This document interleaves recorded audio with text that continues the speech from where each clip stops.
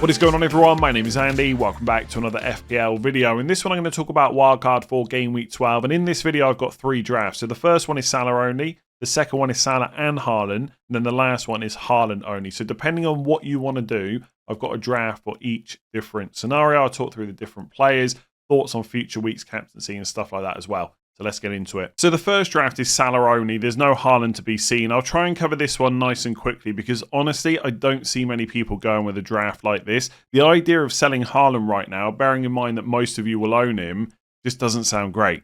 Because he's a guaranteed transfer back in. Even if Salah does really well over this period we've got coming up, he's going to African Cup of Nations. So you know you're going to have to sell him eventually back to Haaland. And Haaland's not going to drop in price either. Because who's going to sell him right now? It's Leeds at home, Sunderland at home, West Ham at home in 13, 15 and 17. Like, I've got him. There is absolutely no part of me that wants to sell him. So his price is going to probably hold. And therefore, you're going to have to buy him back more expensive. So this draft is really for someone that wants to go mega differential and just take Haaland on for a few weeks. Or maybe has got their free hit and is going to free hit him back in Game Week 13. And then maybe sell Salah in 15 to get Haaland back. Like, that could work. So you have Salah for 12, you free hit Haaland in 13, Salah for 14, then sell him in 15. But again, you've got to take into account the team value as well. So just consider that. Just to run through the team, in goal, Petrovic. I've gone nice and cheap there. If you picked someone like Raya up for Arsenal at like 5.5 or 5.6, maybe you could hold on to him. But if you haven't had Raya this season, he's now 5.9. I don't think I would pay that. Donnarumma is 5.7. I feel like I would just go nice and cheap in that spot. Verbruggen is another player I quite like as well. Brentford's fixtures aren't terrible over the long term, so you could look at Kelleher as well. But I quite like Petrovic. I know it's like a bad time to say this because they've just got hammered by Aston Villa, but generally I think the Bournemouth defence is not that bad. So Petrovic for 4.5 in goal. I don't think I would go that expensive. If you want to cover the Arsenal defence, I would buy the defenders over the goalkeeper probably right now. So Gabriel is in. That's almost a no-brainer. And Timber is the second Arsenal defender. I've also got Virgil van Dijk. Liverpool, interesting, right? They haven't done that well this season. Then all of a sudden, they get a clean sheet against Villa, clean sheet against Real Madrid. Maybe there's a bit of interest. Now they've lost quite comfortably to Man City. It's like, oh, maybe they're not that great. But going away to Man City is tricky. They've got such good fixtures coming up. I don't see how they don't get clean sheets. If any team had the fixtures Liverpool had, we'd be looking at them. I just think Liverpool... look, they're probably not going to win the league this year. That feels like it's already over, even though it's so early on. But they're still going to do well over the course of the season. They're still almost certainly going to finish top 4, etc. The fixtures are great. Van Dijk's going to play every game as well. Bearing in mind, we've got a quite heavy fixture congestion period coming up, like 13, 14, 15 is weekend, midweek weekend. You've got Christmas as well, where the deadlines come around a bit quicker. It's nice to have a player like Van Dijk that you know is going to play. And he's got goal threat. Should have had a goal yesterday, in my opinion, against Man City, etc. So I like him as a pick. And obviously you've got money to spend because you've only got Salah, no Haaland. Senesi in defence. If you need to save money, you can definitely go for True Fair for Bournemouth. And if you've never owned Senesi, I probably wouldn't buy him at his current price. But a lot of you would have jumped on early. That's why I've kept him in. Midfield, Salah, of course. Forest at home, West Ham away, Sunderland at home, next 3. You could definitely argue that he's the best captain this week. Best captain against Sunderland in 14. Probably not in 13 because Haaland's got Leeds at home. But West Ham away is not a bad fixture for Liverpool. Then I've gone double Man United midfield. So Fernandes and Mbeumo. Mbeumo just a really nice pick. He has gone up to 8.5 now. He's getting more and more expensive. But Man United's fixtures are Everton at home, Palace away, then West Ham at home, then Wolves away. So the next 4 look quite good apart from that Crystal Palace game. Mbeumo's ticking over nicely. Fernandes is a nice long-term pick that you don't need to get rid of for a long time. If you had more money to spend, or if you just wanted to downgrade one of those defenders, like Timber or Van Dijk, I would definitely put Saka in instead of Fernandes or Mbeumo. For sure, because I think Arsenal fixtures for attacking returns are not bad over the next few weeks. Then I've got Semenyo. Missed a penalty yesterday, not ideal. And honestly, his output has come down quite a lot. But it's West Ham at home, then Sunderland away in 13. And I know Sunderland have played quite well this season, but there's still a chance for goals in that game. And then in game week 5, I have to remind myself of the fixture. I think it's Everton at home, maybe. Yeah, West Ham at home, Sunderland away, Everton at home. And if you picked up Semenyo early, you've still got a lot of team value wrapped up in him. So I would probably keep him. But I do think after that Everton game in game week 14, there's maybe a case to sell him to someone else in and around that price. Like when Mbeumo goes to African Cup of Nations, Cunha's minutes at Man United will be pretty good. Phil Foden continues to play a lot of minutes for Man City as well. There's other players you could consider. Phil Foden is an interesting one because he maybe could have been in the... He's not in any of the drafts I'm going to talk about, but he's maybe an option. Like he's played 90 minutes every single game since game week 6. Every single one. I know he's... Oh, no. Yeah, no, oh, sorry. He played 89 minutes in game week 10. Anyway, the minutes have been great. I know it's a Man City player, but he does just look like he's always going to play at the moment.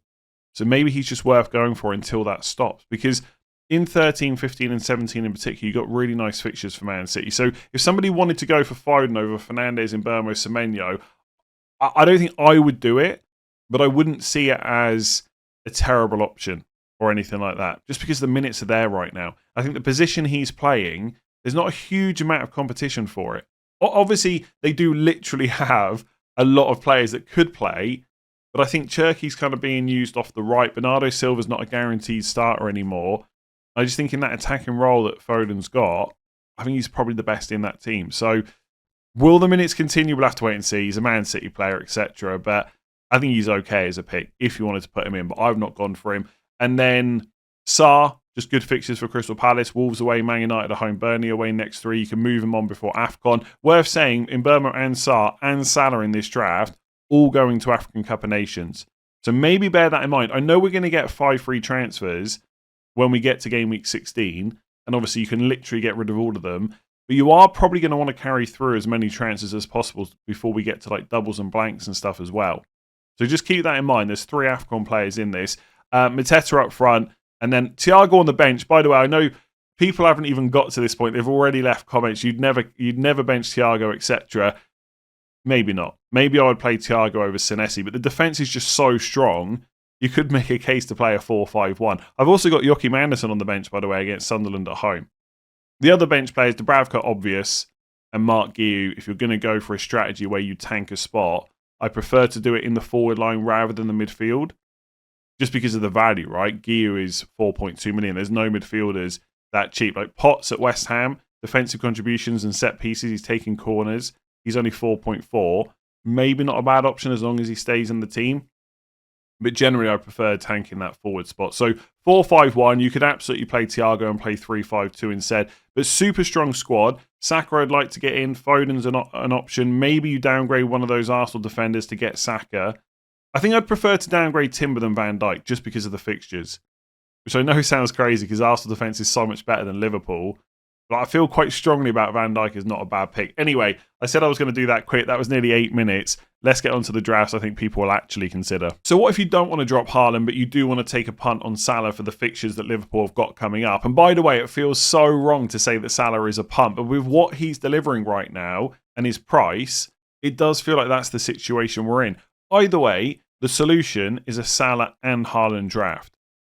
And I think the one I've put together here actually looks pretty nice. There's so many good cheap defenders and so many good 6 to 7 million midfielders. You can put together quite a competitive draft. Now, obviously, to fit those 2 players in, you've got to make some sacrifices. There's no Mateta, no Fernandes, no Saka, no Mbeumo. I've had to drop Timber as well, so I've only got Gabriel and Van Dijk instead of both of them and Timber. But I think overall it looks pretty strong. Again, it's 4-5-1 with Thiago on the bench. You could absolutely play him if you want to. And I probably would play him over Truffert or Anderson, especially with Thiago on penalties as well. But either way, the squad as a whole, if we stop worrying about formations for a second, looks pretty nice. So Petrovic in goal again. Gabriel and Van Dijk, like I said. If you really want to go for double Arsenal defence, no issue with that whatsoever. You could drop Van Dijk and go for Calafiori or Timber. But I just think, genuinely, if I was picking one or the other, I think I would go Van Dijk just because of the fixtures. And you've got Gabriel in place anyway. I mean, we're in a situation with FPL right now where Arsenal defence is so highly owned that if you only have Gabriel, you probably want the clean sheet to go, which I know feels weird, but I wouldn't let that play on your mind too much. I would still pick Van Dijk. I've got Anderson and Truffert in the back 4 this week, and then Richards on the bench. Like I said, lots of good defenders around 4.5 million. And Richards got Burnley away that is quite useful in game week 14. In game week 13, by the way, if you're not playing free hit, Gabriel, you're going to play every week anyway. Van Dijk's got West Ham away, and Truffaire's got Sunderland away. And if you had to play Richards against Man United at home, it's not the end of the world, especially with defensive contributions. So the defence is pretty strong. Salah obviously in there. Semenyo, especially if you got him cheap. If you didn't, and you got a bit more money to spend, you could go to a Man United midfielder instead. If you can find a lot more money to spend, then I would get Saka, but I think that's difficult with this draft. Then I've gone for Sarr, Szoboszlai, and Minte. I think 6 million or below, Minte is probably my favourite midfielder. I mean, if Elliot Anderson was going to be on penalties full time for 5.3 million, I'd be tempted by that. But he only took the one yesterday because so many players were off the pitch. But I think for 6 million or below, it's probably Minte. I'm open to suggestions, but I don't think there's anyone better, especially when you consider the price. Especially when you consider the fixtures that Brighton have got. So if I just go to midfielders, let's just go 6.2 or below. I mean, I'm not going to get into a discussion about Caicedo, but I definitely prefer Minte. Cullen at Burnley, I mean, he's done really well, 53 points. Gravenberch, 52. Xhaka, 52. João Paulinho, 51. They've all done better than Minte so far, but Minte's not that far behind. And I just think some of these more defensively minded midfielders, they're not bad picks by any stretch, and they are cheaper. But I think a lot of them, or in some cases, they've done well because of the attacking returns that personally I just do not think are sustainable. So I think if you look at Brighton's fixtures, they're pretty good right up until next 4 are really good. Then Liverpool away is tougher. Then it's Sunderland at home. Then it's Arsenal away in 18. Then West Ham away, Burnley at home. My bet would be by the time we get past game week 20, so let's say game week 20 is done, we're going into game week 21. If Minte has stayed fit the whole time, he'll be ahead of all these midfielders. I don't think there's any doubt about it either. If I go down the list, like Tavernier at Bournemouth, like he's played a lot of 90 minutes last 4, but I don't think long-term his minutes are necessarily fully secure. There could be an early sub in there, maybe the odd benching. And you just keep going down, like Zubamendi, Anthony at Burnley. I mean, I know he was a bandwagon early on, etc., etc. I don't think there's any player better. Utara, by the way, actually really good if he keeps playing. I don't know if presumably Brentford are playing well, so they're going to stick to the back 4, which means Shada, Utara, and Thiago front 3. But if they ever go to a back 3, it's probably going to be Shada and Thiago and Utara on the bench.